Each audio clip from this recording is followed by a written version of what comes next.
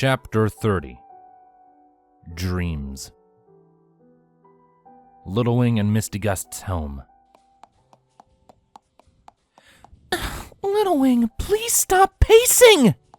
Misty Gust shouted in extreme irritation towards the light blue Pegasus in question. Little Wing had been at it for a while, nervousness painfully clear in her every single action. All of her training left in the dust, and with nothing else to do but wait, Little Wing had been driven well and truly mad. And now the day had come that would decide all of her dreams and where she would go in life from that point onwards. All of it depended on a tiny envelope that would soon arrive, for better or for worse. And because of that, all the Wonderbolt hopeful could do was pace back and forth with no end in sight, Misty Gust just watching with a bored expression from the sofa. No! Little Wing shouted back, in fact increasing her pacing quite substantially. It should have been here by now! What if I failed? What if they lost the envelope and I don't get in because of a clerical error? I'm not sure that would happen, Misty deadpanned. You don't know that! Okay, that's enough, Misty decided, getting up from the sofa and stepping in front of her mare friend. Sit down now! In any other circumstance, Little Wing would have been defeated by her mare friend's balefire glare there and then, sitting her rump right down onto the ground and doing as she was told. Not this time. No! Little Wing protested as Misty bit down on the scruff of her neck and dragged her towards the sofa. I refuse! Let me go! Ah!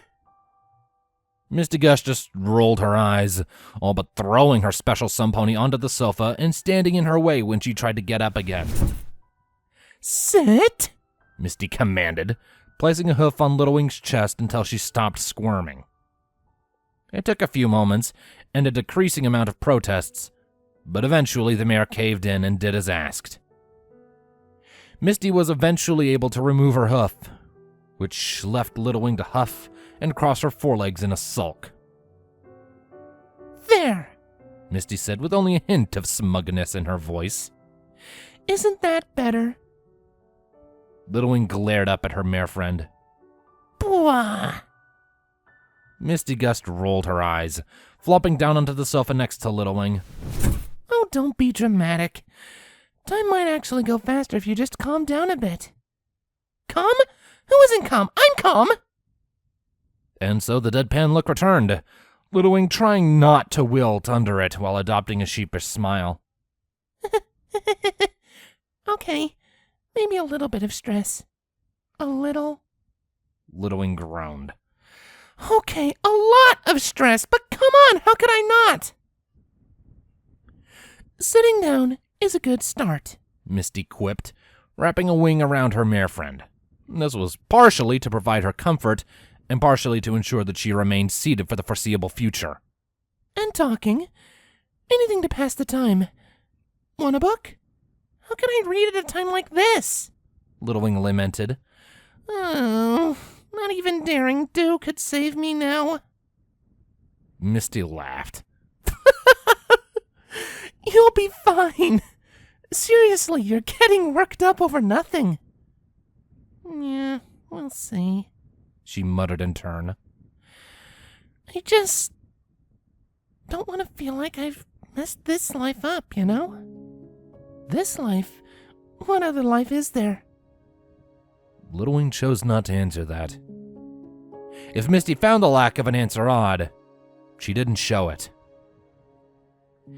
And besides, assuming for even a moment that you did fail, it wouldn't be the end of the world. Disappointing, sure. I'd expect plenty of tears, some probably my own. I hate seeing you sad. Little Wing chuckled. Softy. Pot calling kettle, Misty Gust replied with a small grin.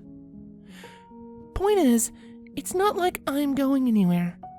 Or any of the others. We'd get past it, and the Wonderbolts would come to know exactly what they missed out on. Little Wing's chuckles now turned into full laughter. Oh, maybe I'd form my own team. Little Wings Flyers. No, Shadow Bolts. Something catchy, like that. Of course you would. And it'd be awesome.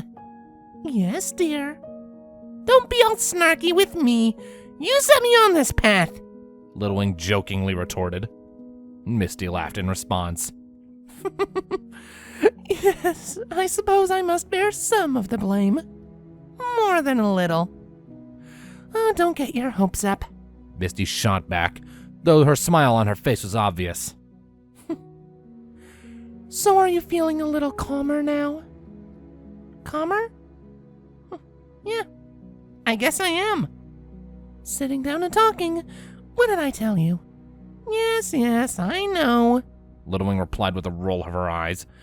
You're the smart one here. And then the doorbell rang. It's you, I've got it! Little Wing blurted out, slipping out from under Misty's wing and shooting off forwards. A loud smash filled the house. Ah! You could have just opened the door! Misty Gust called out from the smashed window. Little Wing, now outside the house, looked back through the new hole sheepishly. Whoops. Little Wing? A familiar, motherly voice called out, Little Wing following its source back to the two Pegasi at the doors. Are you alright? Hey, Mom. Little Wing greeted, awkwardly landing back down onto the ground. I thought you were some pony else. They both just blinked, Bohatov saying, "We were just coming around to see if the result had arrived yet." Oh, well, no. It hasn't come yet. We were just waiting for it. Well, can we come in? Misty asked, still a little startled by her daughter's entrance, or rather sudden exit. Wait with you. Yeah, sure, door's unlocked. Go right ahead. Wendy nodded, opening the door and walking into the house. Bo stayed for a moment, fixing Little Wing with a grin. "And yes, I will," he stated. Little Wing blinked. Well, what? "Put in a new window for you." Little Wing beamed, hugging her father tightly. Thanks, Daddy. You're the best. "I know," he said with a chuckle, he and his daughter entering the house. As the two entered the living room, they found Windy Whistles already having taken a seat, and Misty Gust just looking towards Little Wing with a raised eyebrow. So, did you get in? Shut it. Little Wing replied, taking a seat back next to her mare friend. Just a little longer. I can wait. Oh, you can you? "Now that we're here," Bo observed with a chuckle. I take it she's been a little stressed about it. Windy noted. Oh, like you wouldn't believe, Misty declared, raising her forearms into the air in exasperation. Back and forth all day. Windy chuckled. What can we say? She's eager. She's just lucky to have a very special sun pony to keep her in check. Isn't she just? Little Wing looked mortified, pouting heavily. Can we change the topic, please? Oh no, I'm enjoying this way too much. The pout increased. You're evil. I know, Misty Gust sang. "Believe me, it's part of having a special sun pony," Bohatov joked. Oh, is it now? Windy Whistles asked, glaring playfully at the stallion. Have I been such a bother to you all these years? "Like you wouldn't believe," Bo replied without missing a beat. "Love you all the more for it." That comment actually caused Windy's features to brighten somewhat. Oh, how sweet. When I asked for a change of topic, I didn't mean to my parents' love life. Little Wing deadpanned. "Well, we could go back to yours," Bo remarked. "So when's the wedding?" Now both Little Wing and Misty Gust turned a bright red. Luckily, they were saved from the interrogation by a second knock on the door. And on that note, Little Wing shouted as she shot up, though this time decidedly not through a window. I'll go get that. She left the three behind, Wendy giving Misty a break by turning the conversation to something a little more mellow.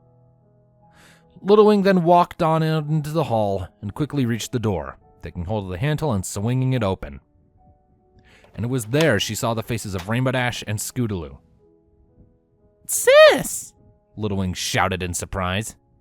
Hey, Wing. Rainbow greeted back. Did you have a break-in or something? Little Wing flushed. No, the window was an accident. Really? Yes, So, what are you doing here? What do you think? Scootaloo asked, producing an envelope and holding it out to the mare in the grip of one of her orange wings. You got in, by the way. Little Wing blinked.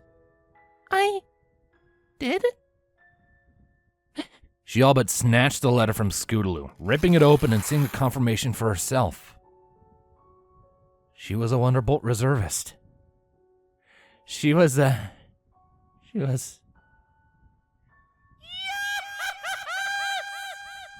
she proclaimed, her voice carrying for miles around. After sharing the good news with both her mare friend and her parents, Little Wing and the others had all decided to head into the city to celebrate. To that end, they found a restaurant that seemed appealing to the group of 6 Pegasi and managed to acquire some tables inside. It was decently busy within, Pegasi of all colors nose deep in either a menu or their own plates of food. A waiter brought over the menus, leaving the family to browse the selection. This is so exciting, though, isn't it? Wendy said to the others, placing her menu face down onto the table. Both our daughters in the Wonderbolts. The best Wonderbolts, I'd say. Technically, it is still the reserve. Little Wing noted. You went through all that worry, and now you're bothering to correct her. Misty pointed out with a small titter. Mixed bag of emotions, aren't you? If you say so, Misty. Little Wing replied, quickly nosing her mare friend's cheek. Honestly, it's like a massive weight's been lifted off my chest. I mean, I got in. Now I just need to keep working until one of the team leaves. Isn't gonna be either of us, Scootaloo remarked, deciding on her food and placing the menu to one side. I'm sticking with the Bolts until I'm old and gray. Ditto, Rainbow Dash agreed. We could start a bet. Who's gonna leave next? Spitfire would have our tails if she saw us doing that. Scootaloo pointed out before tapping her chin with a hum. Or join in. Or both? Hard to say. Soaring will stick with it so long as Dash is, Little Wing said, shooting her elder sister a knowing smirk. Spitfire's too much of a hard ass. I'd say Surprise would go next. Maybe. I suppose we'll find out at some point. Little Wing hummed. Yeah, I guess. It's just... I guess now I found out the result, it's still sinking in. I know the feeling, Scootaloo stated. Remember that party you all threw me? I spent the next week wondering if it was a dream or not. Still do sometimes. Yeah, you've come a long way since you were the little filly unable to get up off the ground. Rainbow Dash agreed, ruffling Scootaloo's mane. Heck, you too, Wing. I remember the first time I full sat you. Windy Whistles let off a small whimper. Oh, please don't. This talk is going to make me cry, and that'll just be a mess. Oh, sorry, Mom. Well, on another note, Misty said to change the subject. At least I can now tell my coworkers that my mare friend is a Wonderbolt. Little Wing chuckled. And I can tell mine that my mare friend is the one who makes sure I stay sane. Yeah, I guess you can, Misty replied, leaning her head on Little Wing's shoulder. Gag, Rainbow said jokingly. Like you're one to talk. Scootaloo shot back with a smirk. I saw you and Soaring the other day. Rainbow Dash blushed. Well, hey, that was supposed to be private! Are you ready to order? a smart-looking stallion in a suit asked from the side, having just walked up to the table. The group all told the waiter what they wished to eat and drink, and the waiter then collected the menus and departed to inform the kitchens. Once their food was ordered, the Pegasi all returned to their general chatter. The conversation turned to what they all had been doing as late, Wendy and Bo describing a run-in with a couple who they shared an intense parental rivalry with due to some mare named Lightning Dust. But over time, Little Wing began to let the conversation fall into the background, entering her own thoughts. She'd actually made it into the reserves. This had been a goal, a dream, for so long. Now the question was, where would her life go from here? And as if to expand on that question, movement caught Little Wing's eye. Raising her head and looking out the large restaurant window, she saw her again. There she was, staring at Little Wing from across the street. She hadn't seen the dark-coated mare in so long, not since the day she got her cutie mark all those years ago. But there she was, her gaze as expectant as ever. Penumbra. Her first birthday, she was there. The day she got her cutie mark, she was there. And now the day she successfully became a part of the Wonderbolts, Penumbra was there. The length between each sighting had increased, but each had always been at a major milestone of her life. Was she just checking in on her, or was this something else? A carriage moved past in the street, and when it was gone from sight, so was Penumbra.